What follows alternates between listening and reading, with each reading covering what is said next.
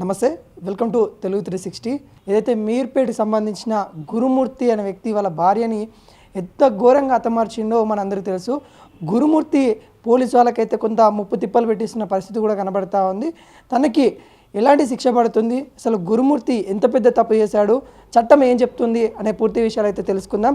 మనతోని district retired judge గారు, అదేవిధంగా సుప్రీంకోర్టు న్యాయవాది నేరెళ్ళ మాల్యాద్రి గారు అయితే ఉన్నారు. సార్, మనం చూసాం మీర్పేటలో వాళ్ళ భార్యని అంత ఘోరంగా హతమార్చిన వ్యక్తిని చూసాము. 1000 ముక్కలు చేశారని కొంత చెప్తా ఉన్నారు. అసలు ఏం జరిగిందో తెలియదు, కానీ అక్కడ ఈ కేసుని ఎలా చూస్తారు మీ పరిధిలోకి వస్తే?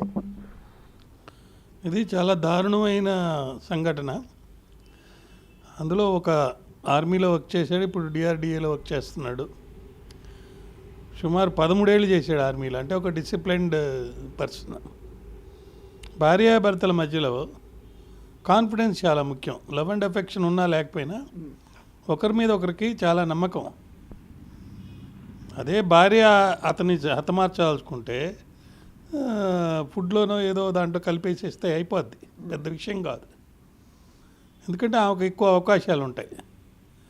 అటువంటిది ఇతనితో ఎన్ని డిస్ప్యూట్స్ ఉన్నా అతనితో ఐకమత్యంగా బాగా ఉంది. 2 పిల్లలు ఉన్నారు. పిల్లలు ఇంట్లో లేని సమయంలో ఒక ఇష్యూ, వేరే అక్రమ సంబంధం ఉంది అనేది ఒక సస్పిషన్ ఉన్నప్పుడు, దానికి సంబంధించి ఒక డిస్ప్యూట్ వచ్చినప్పుడు గొడవలు జరుగుతుంటాయి. బట్ ఇంత స్టేజ్కి, అంటే నేను చదివిన దాని ప్రకారం ఏంటంటే, అతను ఏదో కొడితే అమ్మాయికి తలకి దెబ్బ తగిలినట్టు చచ్చిపోయినట్టుగా అనుకొని శవాన్ని ఎలా మాయం చేయాలి, దానికి వెబ్ సిరీస్కి సంబంధించి అంటే ఎవిడెన్స్ లేకుండా చేసిస్తే దాని కనెక్షన్లో వాళ్ళ అమ్మాయి తల్లిదండ్రుల చేత ఓ మిస్సింగ్ కంప్లైంట్ ఇచ్చేస్తే అది గుట్టుచాపుడు లేకుండా అయిపోద్ది. ఎప్పుడుకో కదా గొడవబడి వెళ్ళిపోయింది, ఎక్కడికి వెళ్ళిపోయిందో అనుకొని కేసు తప్పుకుంటారులే అనే ఉద్దేశంలో చేసినట్టుగా, ఒక ఇంటెన్షన్ చేసినట్టుగా మనకు వచ్చిన సమాచారాన్ని బట్టి తెలుస్తుంది. కానీ ఇక్కడ లీగల్ ప్రిన్సిపల్స్ కొన్ని ఉన్నాయి. ఒక ఫేమస్ కేసులో భార్యాభర్త మాత్రమే ఆ ఇంట్లో ఉంటారు. తర్వాత ఇంకెవరు వెళ్ళేదానికి కానీ వచ్చేదానికి అవకాశం లేనటువంటి ఫ్లాట్ అది. వెళ్ళినట్టుగా కూడా ఉండదు. ఉదయం లేచి చూసేటప్పటికే అమ్మాయి చచ్చిపోయి ఉంటుంది. సో లా ఏం చెప్తుందంటే, ప్రిజంప్షన్ వీళ్ళిద్దరు మాత్రమే ఉండి, అది భార్యాభర్తలుగా ఉండి పెళ్ళైన 7 ఏళ్ల లోపల చనిపోయారు కాబట్టి చట్ట ప్రకారం ఆ బర్డన్ ఈ అమ్మాయి తన వల్ల చనిపోలేదని చూపించుకోవాల్సిన బాధ్యత అతని మీదే ఉందని దాంట్లో తీర్పు. దీంట్లో 13 ఏళ్ళు అనుకోండి. అది కాకపోయినా కూడా మనకు అందిన సమాచారం ప్రకారం 14వ తారీఖు నాడు వీళ్ళిద్దరు మాత్రమే ఉన్నారు, పిల్లలు లేరు, వాళ్ళ అత్తగారింటికి వెళ్ళిపోయారు. తర్వాత పిల్లలు తిరిగి వచ్చిన తర్వాత ఇంట్లో వాసన అంతా వస్తుంది. అంటే పిల్లలు చెప్పిన కథనం. ఆ వాసన చూసిన తర్వాత ఏమని అడిగితే అమ్మ ఎక్కడికి వెళ్ళిపోయిందో తెలియదని ఇతను చెప్పినట్టుగా ఒక వర్షన్. వాసన విషయం కానీ, లేదా ఇప్పుడు ఆ చుట్టుపక్కల ఇళ్లలో ఫ్లాట్స్ వాళ్ళందరూ ఎక్కడికో వెళ్ళిపోయారంట, ఆ ఫ్లాట్ ఓనర్ ఏమో ఇంకెక్కడో ఉంటున్నాడని చెప్తున్నారు. పిల్లలు ఇంట్లోకి వస్తేనే అంత వాసన వచ్చే పరిస్థితి అక్కడ ఉంటే, అంటే పిల్లలు చాలా కాలం తర్వాత వచ్చినా అతను వాసన వస్తుందంటే అక్కడే ఈ బాడీని వాళ్ళు చెప్పిన విధంగా ముక్కలు ముక్కలు చేయటం, లేకపోతే ఒక బకెట్లో పెట్టి వేడి నీళ్ళల్లో ఇది ఉడికించడం, మళ్ళా దాన్ని అక్కడి నుంచి ట్రాన్స్పోర్ట్ చేసి ఏదో అక్కడ వేయటం, అవన్నీ ఒక వెంటనే జరుగుంటే వాసన వచ్చేదానికి అవకాశం లేదు. సో ఒకటి వాసన అక్కడ వస్తుందంటే అక్కడ ఏదో అనుమానించాల్సిన విషయం. రెండోది, కేవలం అతని కన్ఫెషన్ మీద బేస్ చేసుకొని కేసు నడవదు. నేను నేరం చేశాను అని ఒప్పుకున్నట్టుగా, కానీ సాక్ష్యాలు లేవని చెప్పి అతను చెప్తున్నట్టుగా ఒక వర్షన్ వస్తుంది. నేరం చేసినోడు నేరం చేశానని ఒప్పుకుంటాడని ఈ రోజున్న పరిస్థితుల్లో మనం నమ్మకడానికి లేదు. ఎందుకంటే అతనే వాళ్ళ చేత కంప్లైంట్ ఇప్పించి ఒక మిస్లీడింగ్ చేసిన వ్యక్తి, ప్లస్ ఎవిడెన్స్ కూడా మిస్సింగ్గా అంటే నా అవైలబుల్ ఎవిడెన్స్ అంతా డిస్ట్రాయ్ చేసినట్టుగా మనకు కనపడుతున్నప్పుడు అతను నేరం ఒప్పుకుంటాడు, నేను నేరం చేశాడని వాలంటరీగా అతనే ఒప్పుకున్నాడంటే అది అంత నమ్మశక్యంగా లేదు. అయితే ఇప్పుడు మెయిన్ ఏంటంటే ఆ బాడీ కానీ ఆ బాడీకి సంబంధించిన పీసెస్ కానీ ఏదో ఒక సమ్ పార్ట్ కింద దొరికితే డిఎన్ఏ టెస్ట్ ఫోరెన్సిక్ వాళ్ళు ఎంత టెస్టులు చేసి పిల్లల డిఎన్ఏ తోటి కంపేర్ చేసుకొని ఫస్ట్ అసలు ఆమె చనిపోయిందా లేదా, బాడీ ఉండాలి కదా, బాడీ ఉంటేనే మెయిన్ చనిపోయిందా లేదా తెలుస్తుంది. ఒక్కోసారి ఎలా ఉంటుందంటే అంటే రాంగ్ డైరెక్షన్లో ఇన్వెస్టిగేషన్ వెళ్ళే దానికోసంగా ఇలా కూడా చేస్తుంటారు. ముద్ద అయినా చేయి ఉండొచ్చు, లేకపోతే ఏదో కారణాల వల్ల ఇన్వెస్టిగేషన్ తప్పుడు డైరెక్షన్లో వెళ్ళిపోతే కొంత డిలే జరిగితే కేసులో ఉన్న పొట్టంతా పోద్ది. తర్వాత బాడీ దొరికితేనే శిక్ష పడద్దు అనుకోవడం తప్పు. కేవలం బాడీ దొరికినా దొరక్కపోయినా అనేక సందర్భాల్లో ఇప్పుడు కొన్నిసార్లు వెపన్ దొరకదు, ఏ వెపన్తో చంపారని, లేదా కొన్నిసార్లు కొన్ని సాక్ష్యాలు దొరకవు. అంత మాత్రాన అది నీరు గారిపోదు. సాక్ష్యాలు లేనంత మాత్రాన సాక్ష్యాలు లేకుండా చేసేసినట్టుగా కేసు వచ్చినప్పుడు ఆ సాక్ష్యాలని డిస్ట్రాయ్ చేసాడు అనేదానికి ఒక సెక్షన్ ఉంది. ఆ సెక్షన్ కింద కేసు పెడతారు. 302 మర్డర్ పెడుతూ సో ఎవిడెన్స్ కూడా డిస్ట్రాయ్ చేశాడు కాబట్టి దానికి ఒక సెక్షన్ పెడతారు అన్నమాట. సో ఆ 2 సెక్షన్ల కింద పరిశోధన చేసి ఏ విధంగా పరిస్థితులు ఫ్యాక్ట్స్ అండ్ సర్కమ్స్టాన్సెస్ అన్నీ ఒక్క లింక్ కూడా మిస్ కాకుండా అన్ని లింకులు కనుక ప్రూవ్ చేస్తే సర్కమ్స్టాన్షియల్ ఎవిడెన్స్ బేస్ చేసుకొని శిక్ష పడేదానికి అవకాశం ఉంటుంది.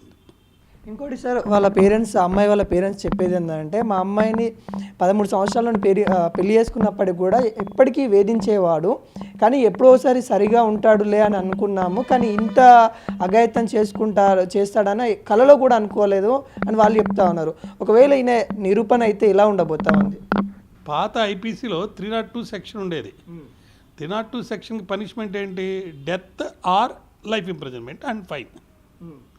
కాబట్టి ఇట్లాంటి కేసుల్లో శిక్ష అనేది మరణ శిక్ష కానీ, జీవిత ఖైదు కానీ, మరియు ఫైన్ కానీ. అంతేగాని దాన్ని ఏమంటారు, కేవలము లైఫ్ కంటే తక్కువ ఇచ్చేదానికి లేదు. కాకపోతే లైఫ్ అనేదాన్ని ఎన్ని సంవత్సరాలు అనేది కోర్టు జడ్జి గారు రాయొచ్చు. ఇప్పుడు ఆర్జేకర్ కేసులో లైఫ్ అంతా ఉండాలని తీర్పు రాశారు. అంటే అక్కడ డెత్ పెనాల్టీ ఇవ్వలేదు, లైఫ్ ఇచ్చారు. ఉత్త లైఫ్ అని రాస్తే 16 ఏళ్ళకి బయటకు వచ్చే అవకాశం ఉంది. Life till the end of death అంటే చనిపోయేంత వరకు ఉండాలని, అది కొత్త ప్రిన్సిపల్. వేరే ఒక స్వామీజీ కేసులో సుప్రీంకోర్టు వాళ్ళు మెడ్రాస్ తమిళనాడు కేసుకు సంబంధించింది. అతను ఘోరమైన నేరాలు చేశాడు ఆ స్వామీజీ. చాలామంది ఆడపిల్లల్ని, ఆశ్రమంలో వాళ్ళని, చిన్న చిన్న పిల్లల్ని సెక్సువల్గా ఇది చేయటం. అటువంటప్పుడు జడ్జి గారికి పవర్ ఉంటుంది స్పెసిఫిక్గా ఇతను లైఫ్ అంటే 16 ఏళ్ళు కాదు, ఎంటైర్ లైఫ్ ఉండాలని. సో ఇప్పుడు ఎక్సెప్షనల్ కేసెస్లోనే డెత్ పెనాల్టీ ఇవ్వాలి. సార్, మీరు కూడా ఒక డిస్ట్రిక్ట్ లెవెల్లో జడ్జిగా వర్క్ చేశారు.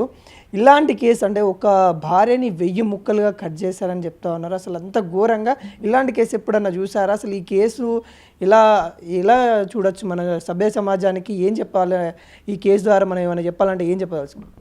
ఇప్పుడు ఆల్కహాలిక్ డ్రింక్స్ లేకపోతే నాక్రోటిక్ ఈ తీసుకునే వాళ్ళకి కొన్ని సందర్భాల్లో వాళ్ళు ఏం చేస్తున్నారో తెలియదు.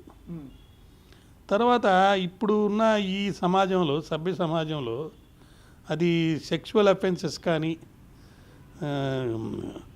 మర్డర్ ఫర్ గెయిన్ అంటారు, డబ్బు కోసం కానీ, లేకపోతే వివాహేతర సంబంధాలు, ఈ వీటిల్లో ఏదో విధంగా షార్ట్ టైం గెయిన్స్ కోసం నేరాలు చేసేస్తున్నారు. అది కేవలం సినిమాలు లేకపోతే టీవీ సీరియల్సే కాదు, సమాజంలో కూడా ఒక ఈ వ్యవస్థలో కొన్ని మార్పులు చాలా తీవ్రంగా వచ్చేసినాయి. అయిపోయి మంచి రావాలని అందరం కోరుకున్నాం. సపోజ్ ఒక కరోనా వచ్చింది, కరోనా వచ్చిన తర్వాత అందరికీ తెలిసిపోయింది ఏంది, ఒక్కరి కోసమే, అంటే నేను ఒక్కడిని బాగుండాలంటే కుదరదు. ఎంటైర్ సొసైటీ బాగుంటే నేను బాగుంటాను. ఎంటైర్ సొసైటీలో కరోనా ఉండి నాకు ఒక్కడి కరోనా లేకపోతే అది వచ్చి తగులుకుంటుంది. కానీ ఇటువంటి నేరాలు ఇటువంటి వీటిల్లో ఎక్కువ కుటుంబాల్లో గొడవలు ఉండేటప్పటికే, ఎక్కువ కుటుంబాల్లో తగాదాలు ఉండేటప్పటికే ఇటువంటి పెద్ద సీరియస్గా తీసుకోవడం లేదు. బట్ చంపడం అనేది జరిగింది కాబట్టి దానికి శిక్ష అది వేరే. కానీ ఆ చంపే పద్ధతి చాలా ఇన్హ్యూమన్గా, అది అవునా కాదని మనం చెప్పలేము ఇప్పుడు. బట్ అదే కనుక జరుగుంటే పోలీసు వాళ్ళ కథనం కానీ బయటకు వచ్చిన కథనాల ప్రకారం చచ్చిపోయిన బాడీని ఎవిడెన్స్ని డిస్ట్రాయ్ చేసుకోవటం ఒక క్రూరమైన పద్ధతిలో చేసుంటే, అంటే అతను దానికి ఆ మెంటల్ సెటప్కి సెట్ అయిపోయాడు. అది చాలా హేయమైనటువంటి నేరము, ఘోరంగా చేశారు. కాబట్టి అది ఎక్సెప్షనల్ కేసెస్ కింద రాకపోవచ్చు. అంటే ఎక్సెప్షనల్ కేసెస్ అంటే 11 మర్డర్స్ 13 మర్డర్స్ అట్లా జరిగినప్పుడు, లేకపోతే సభ్య సమాజాన్ని ఒక థ్రెట్ లాగా ఒక ఇంపార్టెంట్ పొజిషన్లో ఉన్న వాళ్ళను లేకపోతే చిన్నపిల్లలను అలా మానభంగం చేసి చంపినప్పుడు అట్లాంటి ఎక్సెప్షనల్ కేసెస్ కింద వస్తుంది. అదే ఆర్జేకర్ కేసులో రాసింది. సో ఇది ఎక్సెప్షనల్ కేసు కింద వస్తుందో లేదో చెప్పలేము, జనరల్గా రాకపోవచ్చు. కాబట్టి లైఫ్ ఇంప్రిజన్మెంట్ పడేదానికి అవకాశం ఉంది. నేను ఒక మర్డర్ కేసులో తీర్పిచ్చే రోజు తండ్రి తాగిన మైకంలో చిన్న పిల్లవాడిని, మైనర్ని, ఎవరు చూడని ప్రదేశం తీసుకెళ్ళి కొట్టి చంపేస్తాడు. ఒక తాడు పెట్టి కూడా లాగేసేసి. వాడు ఏం చేస్తున్నాడో తెలియదు. ఆ మైకంలో చేసిన పద్ధతి అంటే నాలెడ్జ్ అంతా ఉంటుంది, ఏం చేస్తున్నాడు అనేది తెలుస్తూ ఉంటుంది. కానీ ఆ రెక్లెస్నెస్, బిడ్డ మీద కోపం, వేరే ఇంకేం లేదు అక్కడ. ఇక్కడ కూడా ఆమె చనిపోయింది, తనకెక్కడ శిక్ష పడుతుందో. సో సాక్ష్యం లేకుండా చేస్తే నేను తప్పించుకోవచ్చు, సాక్ష్యం లేకుండా చేస్తే తప్పించుకోవచ్చు అనేది సీరియల్స్ చూసి తెలుసుకున్నాను అని అన్నాడు. ఏ విధంగా సాక్ష్యం లేకుండా చేయాలి అనే దానికి ఎక్కడో చూశానంటున్నాడు. బట్ ఇక్కడ పాయింట్ ఏంటంటే వన్ మ్యాన్ షో ఇది, ఇంకెవరో ఇన్వాల్వ్ అయ్యి చేసింది కాదు. నెక్స్ట్ ఇతను ఎవరితోనో సంబంధం ఉంది నేను చెప్తున్నారు, అది ఉందా లేదా, అసలు ఆమె ఎవరు, ఆమె ఏమైనా ఇన్వాల్వ్ అయిందా లేదనేది ఇన్వెస్టిగేషన్లో తేలుతుంది. ఒకవేళ ఉంటే ఆమెకి ఏమైనా శిక్ష పడే ఛాన్స్ ఉందా? ఉంటే అందరికీ ఎవరెవరు ఇన్వాల్వ్ అయితే వాళ్ళందరికీ, దీనికి సంబంధం వచ్చిన వాళ్ళందరికీ ఉంటుంది. బట్ ఆమెతో కాన్స్పిరసీ ఉన్నట్టుగా అతని కన్ఫెషన్లో లేదు, ఎవరు కూడా చెప్పలేదు ఇప్పుడు దాకా. పరిశోధనల తర్వాత ఏమవుతుంది అనేది చూస్తాం. బట్ మెయిన్ ఇంపార్టెంట్ ఏంటంటే పరిశోధన చేసేవాళ్ళు సాక్ష్యాలు సేకరించేటప్పుడు అనేక రకాలైనటువంటి కోణాల్లో దీన్ని పరిశీలిస్తారు. కేవలం ముద్దాయి చెప్పినటువంటి నేరం అంగీకారంలో ఈ విధంగా చేశానని చెప్పినప్పుడు దానికి సంబంధించి ఎవిడెన్స్ ఎంతవరకు లీడ్ చేస్తుంది. ఇప్పుడు ప్రస్తుతానికైతే బాడీ కానీ బాడీలో ఏ పార్ట్ కానీ ఎక్కడ దొరకలేదు. ఇప్పుడు రాజశేఖర రెడ్డి పైనుంచి పడిపోయినప్పుడు ఆయన బాడీలో ఎక్కడ ఏమీ దొరకలేదు. ఇది అలా కాదు, ఇతను బాయిల్ చేసేసినట్టు, బాయిల్ చేసేసిన తర్వాత దాన్ని ఆల్మోస్ట్ ప్యాక్ చేసుకొని తీసుకెళ్ళి ఒక నదిలో కలిపేసినట్టు, అది ప్రవహించే నదా లేదా దాంట్లో కొట్టుకొని వెళ్ళిపోయిందా లేకపోతే ఎక్కడ ఆయన వేసిన స్పాట్లో అక్కడే ఉందా, ఇవన్నీ కూడా పరిశోధనలో తేలాల్సిన విషయాలే. కాకపోతే అక్కడ బకెట్, ఆ స్మెల్ రావటం, ఇంకా ఆ ఏరియాలో ఉన్నవన్నీ కూడా మరి సీజ్ చేశారు. దాంతోపాటు ఎక్కడైనా డ్రాప్స్ పడినా, బాయిలింగ్ ఇప్పుడు డ్రాప్స్ పడినా కానీ లేకపోతే కట్ చేసిన పీసెస్లో ఏదైనా ఒక పీస్ దొరికిందనుకో, అప్పుడు దాన్ని DNA టెస్ట్లో చేస్తారు, ఫోరెన్సిక్ ఎవిడెన్స్లో. తర్వాత ఇక్కడ గోడకేసి కొడితే దెబ్బ తగిలింది అని అన్నారు తలకి. సో ఆ రక్తాన్ని తీసి టెస్ట్ చేస్తే ఆ రక్తం అక్కడ కనుక ఉంటే ఎవిడెన్స్ కింద, సో అది ఆమెదా కాదా అది కూడా టెస్ట్ చేస్తారు.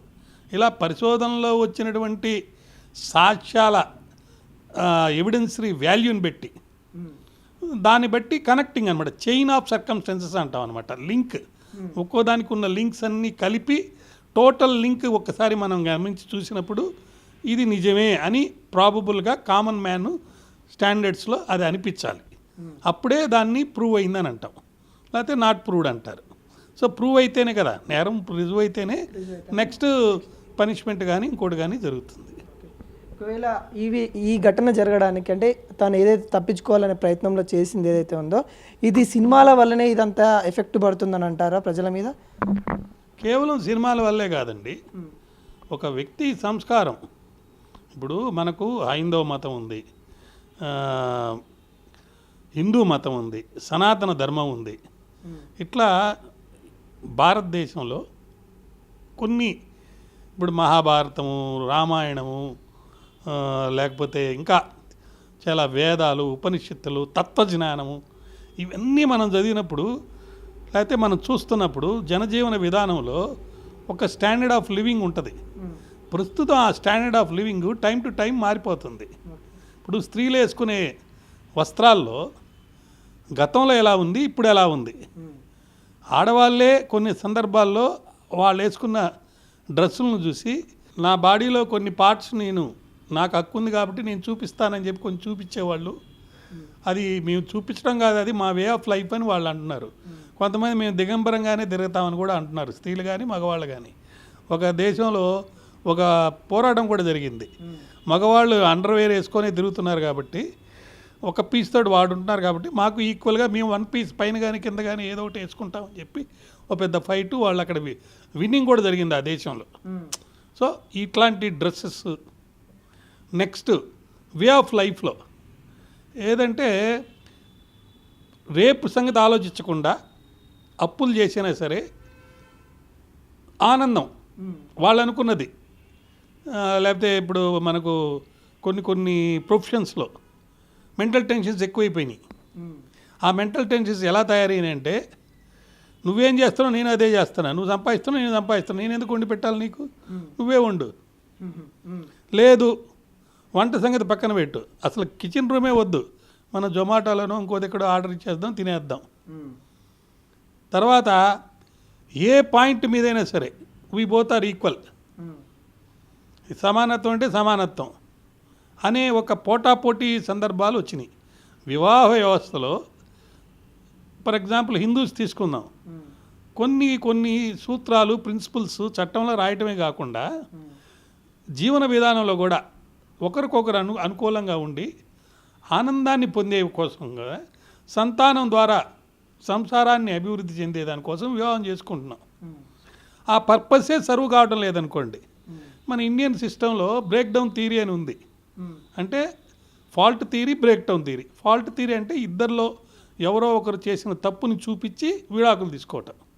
బ్రేక్ డౌన్ థియరీ అంటే అసలు వాళ్ళు అండర్స్టాండింగే లేదు. అసలు ఈరోజు పెళ్లి చేసుకున్నారు, పక్క రోజు నుంచి ఎవరిపాటికి వాళ్ళు బతుకుతున్నారు. అటువంటి సందర్భాల్లో ఏమవుతుంది, ఫాల్ట్ అనేది చూపించలేరు. కాకపోతే వాళ్ళ యొక్క ఆనందం, పెళ్లి చేసుకొని పిల్లల్ని కానీ ఆనందపడి సంతానోత్పత్తి చేసి వంశాభివృద్ధి కోసం చేసిన పర్పస్ అక్కడ సర్వ్ కావడం లేదు కాబట్టి మ్యూచువల్గా తీసుకునే అవకాశం ఉంది. కానీ వెస్ట్రన్ కంట్రీస్లో లేకపోతే యూఎస్ఏలో కూడా కొన్ని స్టేట్స్లో అక్కడ ఏంటంటే మీరు ఫాల్ట్ థియరీ కాదు, బ్రేక్ డౌన్ థియరీ కాదు, ఇద్దరు వద్దనుకున్నారు, 1 ఇయర్ నుంచి సపరేట్గా ఉన్నారు. కాలం 1 ఇయర్ కనుక సపరేట్గా ఉంటే, ఇప్పుడు నార్త్ కరోలినా స్టేట్ యూఎస్ఏలో 1 ఇయర్ సపరేట్గా దేనికైనా ఉండనియండి, కారణం ఏదైనా ఇద్దరు సపరేట్గా ఫిజికల్గా 1 ఇయర్ సపరేట్గా ఉంటే అక్కడ విడాకులు ఇస్తారు. సో వివాహ వ్యవస్థ ఏ పర్టికులర్ సమాజంలో అంటే ఏ దేశంలో ఏ ప్రాంతంలో ఒక్కొక్క ప్రాంతంలో ఒక్కొక్క అలవాట్లు ఉంటాయి. తర్వాత ఇప్పుడు మ్యారేజీలో కూడా ఇదివరకు దూరాభారాలు ఉంటే పెళ్ళిళ్ళు చేసుకునేవాళ్ళు కాదు, ఇప్పుడు వేరే దేశం వాళ్ళు కూడా ఈ దేశంలో వాళ్ళని చేసుకుంటున్నారు. కాబట్టి అక్కడ వాళ్ళ కుటుంబాలు వాళ్ళ పరిస్థితులు వేరుగా ఉంటాయి. వీళ్ళిద్దరూ కలిసి ఇక్కడే ఉండాలని లేదు, అమ్మాయి ఊర్లో ఉండరు, అబ్బాయి ఊర్లో ఉంటారు, ఇంకొక ఊర్లో ఉంటారు. అక్కడ డ్రెస్ సెటప్ కానీ అక్కడ జీవన విధానం కానీ వేరుగా ఉంటుంది. అనేక కారణాల వల్ల ఇద్దరిలో మనస్పర్ధలు వచ్చి ఆ మనస్పర్ధలు అనేవి పెరిగి పెద్ద అయ్యి వాళ్ళిద్దరు కలిసి ఉండలేని పరిస్థితి వచ్చేసినప్పుడు ఇలాంటి నేరాలు జరిగేదానికి కూడా అవకాశం ఎక్కువ ఉంది.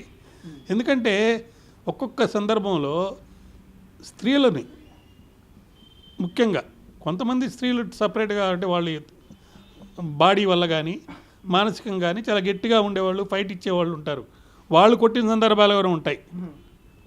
కానీ ఇక్కడ మగవాడు ఏమనుకుంటాడంటే చాలా సందర్భాల్లో నా ఆస్తి, భార్య అనేది నా ఆస్తి, నేను చెప్పినట్టు ఆమె వినాల్సిందే, కారణం నేను సంపాదించి తెచ్చి పెడుతున్నా. కొన్ని ఇళ్లలో ఆడవాళ్ళకి ఆర్థిక వనరులు ఉండవు, వాళ్ళ తల్లిదండ్రుల దగ్గర నుంచి డబ్బు వచ్చి ఉండకపోవచ్చు, సంపాదించే అవకాశం లేదు కాబట్టి ఖచ్చితంగా వాళ్ళు భర్త మీద ఆధారపడి ఉంటారు కాబట్టి చాలా వరకు వాళ్ళు చెప్పినట్టు ఇని సర్దుకొని పోయి కాపురాన్ని నడిపేటట్టు పెద్దలు చెప్పిన దాని కానీ ఎన్ని జరిగిపోతూ ఉంటాయి. కానీ కొన్ని సందర్భాల్లో వీళ్ళకి ఆర్థిక వనరులు ఉన్నా లేకపోయినా నువ్వు చెప్పింది నేనెందుకు వినాలి అనే ఒక ఫైట్ జరిగినప్పుడు వీళ్ళని హిట్ చేయటం, లేకపోతే టార్చర్ చేయటం, క్రూయల్ చేయటం, 498 అంటే అంటేనే అదే కేసు, అది జరుగుతుంది. కానీ ఈ మధ్య చాలా తీర్పుల్లో మనం చూస్తున్నాం, ఒకటి భర్తని భార్య కూడా అనేక సందర్భాల్లో కష్టాలు పెట్టి ఇబ్బందులు పెడుతున్నారు, దాన్ని తట్టుకోలేక ఆత్మహత్యలు చేసుకునే వాళ్ళు కూడా ఉన్నారు.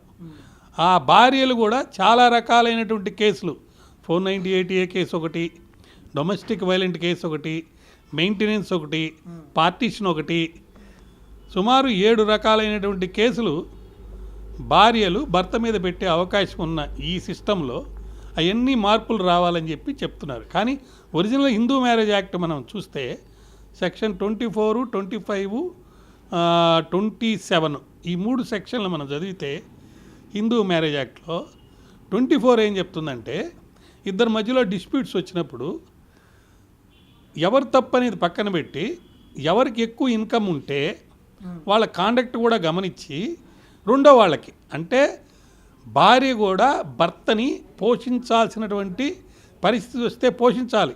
ఇప్పుడు మెడ్రాస్ హైకోర్టు ఇచ్చిన తీర్పు తమిళనాడులో కలెక్టర్ వర్సెస్ కండక్టర్ అనే కేసు ఉంది ఒకటి. సో కలెక్టర్ గారు అక్కడ భార్య, కండక్టర్ భర్త, భార్యే భర్తకి పోషణ కట్టింది. కైలాసవతి వర్సెస్ అయోధ్య ప్రకాష్ అని ఇంకో కేసు ఉంది. ఇట్లా చాలా కేసుల్లో భార్య బాగా ఎక్కువ సంపాదన కలిగి ఉన్నప్పుడు భర్తకి మెయింటెనెన్స్ కట్టిన సందర్భాలు కూడా ఉన్నాయి. సో ఈక్వాలిటీ అనేది హిందూ మ్యారేజ్ యాక్ట్లో ఉంది, కానీ చాలామందికి తెలియదు ఒకటి. రెండోది, కేవలము వాళ్ళిద్దరి మధ్యలో వచ్చిన డిస్ప్యూట్స్ వల్ల అనుకోకుండా తగిలిన దెబ్బ వల్ల కూడా కొన్నిసార్లు ఇంటెన్షన్ లేకపోయినా కూడా చనిపోతుంటారు. అలాంటి సందర్భాలు వచ్చినప్పుడు కూడా సాక్ష్యం లేకుండా తప్పించుకుంటే ఈ కేసులో నుంచి తప్పించుకోవచ్చు అని కూడా దురుద్దేశంతో కూడా చేస్తుంటారు. ఇప్పుడు అందుకే రేప్ కేసెస్లో సాక్ష్యం చెప్తారేమోనని బతుకున్న వాళ్ళని కూడా చంపేస్తారు. ఇప్పుడు దిశ కేసులో అమ్మాయిని కాల్చి చంపాల్సిన అవసరం లేదు, కానీ ఎందుకు అమ్మాయి బతికితే ఆమె సాక్ష్యం చెప్తుందేమో, అర్థమైందా? అట్లాంటి సందర్భాలు వచ్చినాయి కాబట్టి ఇలాంటి కేసుల్లో ఖచ్చితంగా కోర్టు గమనించి సాక్ష్యాలు సేకరించి సాక్ష్యాలు చూసిన తర్వాత చైన్ ఆఫ్ సర్కమ్స్టెన్సెస్ లింక్ కానీ కరెక్ట్గా ఉంటే శిక్ష వేసేటప్పుడు మరణ శిక్షలేనా లేదా జీవిత ఖైదా అండ్ ఫైన్ కూడా ఉంటుంది. Thank you sir. ఇది గురుమూర్తి గారికి దాదాపుగా ఒకవేళ అక్కడ దొరికే సాక్ష్యాధారాలను బట్టి ఆయనకి యావద్గార జైలు శిక్ష అయినా ఉండబోతుంది, లేకుంటే ఇంకా కఠినంగా మొత్తం సాక్ష్యాధారాలు ఇంకా బలంగా ఉంటే తనకి మరణ శిక్ష పడే ఛాన్స్ కూడా ఉన్నట్టు కూడా మనకైతే తెలుస్తూ ఉంది. కెమెరామెన్ రవీందర్తో మీ అనిల్.